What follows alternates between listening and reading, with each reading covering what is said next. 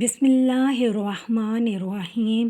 رمضان المبارک کے 13ویں روزے کے اعمال و وظائف بعد از نماز فجر سورہ جمعہ کی آیت نمبر 4 33 مرتبہ پڑھنی ہے۔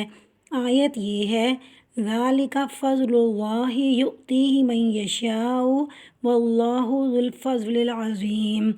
نماز ظہر کے بعد سورہ فلق 47 مرتبہ پڑھیں۔ بسم اللہ الرحمن الرحیم۔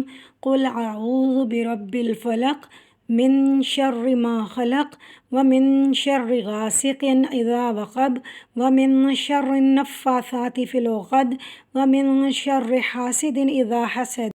نماز عصر کے بعد سورۃ الناس 47 مرتبہ پڑھیں۔ بسم اللہ الرحمن الرحیم۔ قل اعوذ برب الناس ملک الناس الہ الناس من شر الوسواس الخناس الذی یوسوس فی صدور الناس من الجنۃ والناس۔ بعد نماز مغرب دعائے نجات 11 مرتبہ پڑھنی ہے۔ ربنا آتنا فی الدنیا حسنۃ وفی الآخرۃ حسنۃ وقنا عذاب النار۔